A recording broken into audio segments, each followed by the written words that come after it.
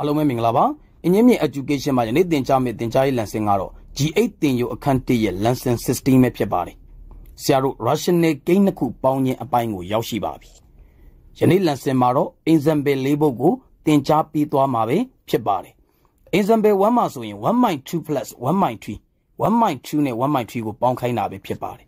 A buying in who go bound the pissy, no the pissy, buying G to ma bound no Yamabe Chibari. 2 နဲ့ 3 ရဲ့အငယ်ဆုံးပုံစာတိုကင်းကိုပြောပါဆိုရင်စစ်ဖက်ဖြစ်ပါတယ်ဆရာပုံပိုင်းကြီးစစ်ထားလိုက်ပါတယ်ပိုင်းကြီးကို3နဲ့မြောက်ပိုင်းဝေကိုလည်း3နဲ့မြောက်ပါတယ်3တက်လီ3ပါ plus ပါပိုင်းကြီးကို2နဲ့မြောက်ပိုင်းဝေကိုလည်း2နဲ့မြောက်ပါတယ်2တက်လီ2ပါရလာတော့တန်မိုးသည်5ပိုင်းစစ်ပဲဖြစ်ပါတယ် example 2 example 2ကိုဆရာနီလန်2မျိုးနဲ့တွက်ပြပါမယ်ပေးထားတော့တန်မိုးသည် -1/2 plus -1/3 လို့ပေးထားပါတယ်ပိုင်းကိန်းတစ်ခုကိုပေါင်းသည်ဖြစ်စေနှုတ်သည်ဖြစ်စေပိုင်းကြည်တူမှပေါင်းလို့နှုတ်လို့ရမှာပဲဖြစ်ပါတယ်ဒီမှာဆိုဆရာလက္ခဏာသတ်မှတ်ချက်ကိုအရင်ရှင်းပါမယ်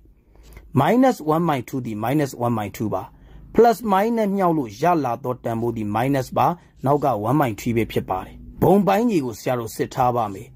ပိုင်းကြီးကို3နဲ့မြောက်ပိုင်းဝေကိုလည်း3နဲ့မြောက်ပါတယ်ဒီမှာဆိုရင်အဲ့ဒီ1သည် -1 ပါ -1 နဲ့3နဲ့မြောက်တော့ -3 ပဲဖြစ်ပါတယ်လက္ခဏာက minus ပါပိုင်းကြီးကို2နဲ့မြောက်ပိုင်းဝေကိုလည်း2နဲ့မြောက်ပါတယ်2တက်လီ2ပါ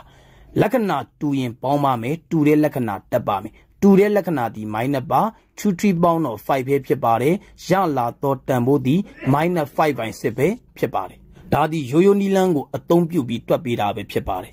ဒုတိယမသက်အနေနဲ့တွက်မယ်ဆိုရင်တော့ minus ပုံထုတ်ခြင်းနဲ့တွက်လို့ရပါတယ် minus ကိုပုံထုတ်လိုက်တာနဲ့ဆရာတို့လက္ခဏာဆန့်ကျင်သွားပါမယ် -1/3 ဒီ plus 1/3 ဖြစ်သွားပါမယ်လက္ခဏာကတော့ plus ပါ -1/3 ကလည်း plus 1/3 ပဲဖြစ်ပါတယ် minus into ပါဘုံပိုင်းကြီးစစ်ထားပါမယ်ပိုင်းကြီးကို3နဲ့မြောက်ပိုင်းဝေကိုလည်း3နဲ့မြောက်ပါတယ်ပိုင်းကြီးကို2နဲ့မြောက်ပိုင်းဝေကိုလည်း2နဲ့မြောက်ပါတယ်ရလာတော့တန်ဖိုးဒီ minus into 5/6 ပဲဖြစ်ပါတယ် 5/6 ရဲ့လက္ခဏာဒီ plus ပါရှေ့က minus နဲ့မြောက်လိုက်မယ်ဆိုရင် -5/6 ပဲဖြစ်ပါတယ်ကြိုက်တဲ့နီလန်းကိုအသုံးပြုပြီးတွက်ပေးလို့ရပါတယ် minus ပုံထုတ်ခြင်းနဲ့တွက်လေရပါတယ်ရိုးရိုးနီလန်းနဲ့တွက်သွားလေရပါတယ်အဖြေကတော့နောက်ဆုံးအတူတူပါပဲ example 3 -1/4 plus 1/3 လို့ပေးထားပါတယ်ဒါကိုဆရာတို့ကပုံမှန်နီလန်းနဲ့ဖြည့်ရှင်းမယ်ဆိုရင်အပိုင်းကိန်းတစ်ခုကိုပေါင်းသည်ဖြစ်စေနှုတ်သည်ဖြစ်စေပိုင်းကြည်တူမှပေါင်းလို့နှုတ်လို့ရမှာပဲဖြစ်ပါတယ်ဘုံပိုင်းကြည်ကိုဆရာတို့ထွဲထားပါမယ်ပိုင်းကြည်ကို3နဲ့မြောက်ပိုင်းဝေကိုလည်း3နဲ့မြောက်ပါတယ်-1 နဲ့3နဲ့မြောက်တော့ -3 ပဲဖြစ်ပါတယ်လက္ခဏာက plus ပါပိုင်းကြီးကို4နဲ့မြောက်ပိုင်းဝေကိုလည်း4နဲ့မြောက်ပါတယ်4တက်လီ4ပါဆရာတို့ဆက်ရှင်းပေးပါမယ်-3 plus 4လက္ခဏာတူလာကြည့်တဲ့အခါမှာလက္ခဏာမတူပါဘူးလက္ခဏာမတူရင်ဆရာတို့ကများနဲ့နှုတ်များလက္ခဏာတက်ပါတယ်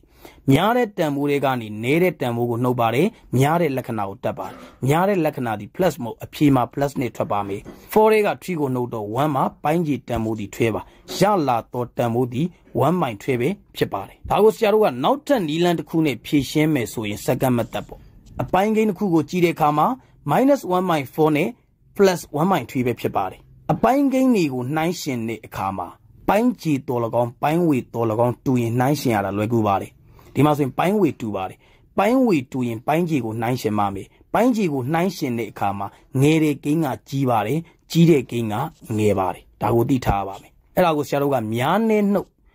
နေရာချင်းဖလှယ်လိုက်ပါမယ် 1/3 ကရှေ့ရောက်သွားပါပြီ -1/4 ကနောက်ရောက်သွားပါပြီဒီနီလန်းနဲ့ဖြည့်ရှင်းလေရပါဘုံပိုင်းကြီးကထွဲပါဒီမှာဆိုရင် 4-3 ပဲဖြစ်ပါတယ်ရလာတော့တန်ဖိုးဒီ 1/3 ပါကြိုက်တဲ့နီလန်းကိုအသုံးပြုပြီးတွက်ပေးလို့ရပါတယ် example 4 -7/4 plus 5/8 လို့ပေးထားပါတယ်ဘုံပိုင်းကြီးဆရာတို့အိတ်ထားပါမယ်ပိုင်းကြီးကို2နဲ့မြောက်ရင်ပိုင်းဝေကိုလည်း2နဲ့မြောက်ပါတယ်-7 နဲ့2နဲ့မြောက်တော့ -14 ပဲဖြစ်ပါတယ်လက္ခဏာက plus ပါဒုတိယအပိုင်းကိန်းဒီပိုင်းကြီး8ဖြစ်ပြီးသားပါမြောက်ပေးစရာမလိုပါဘူး5က5ပါပဲ-14 plus 5ညာနဲ့နှုတ်ပါမယ်ညာလက္ခဏာဒီ minus ပါဒါကြောင့်အဖြေမှာ minus နဲ့ထွက်ပါမယ်14ထဲကနေ5ကိုနှုတ်တော့9ပဲဖြစ်ပါတယ်ရရှိလာတော့တန်ဖိုးဒီ -9/8 ပါရလာတော့တန်ဖိုးဒီ improper fraction မှာဒါကိုဆရာတော့ mixed number ကိန်းရောပြောင်းပါမယ်8တလီဝင်ပါမယ်အကျွင်းဒီ1ပါပိုင်းကြီးတန်ဖိုးဒီ8ပဲဖြစ်ပါတယ်ရရှိလာတော့တန်ဖိုးကိုပြောပါဆိုရင် -1 1/8 ပဲဖြစ်ပါတယ်ယနေ့သင်ကြားပေးခဲ့တဲ့ example ၄ ပုဒ်ရဲ့ရှင်းလင်းချက်ကိုနားလည်လိမ့်မယ်လို့ထင်ပါတယ် အားလုံးကိုကျေးဇူးတင်ပါတယ်ရှင်လန်းချမ်းမြေ့ကြပါစေဗျာ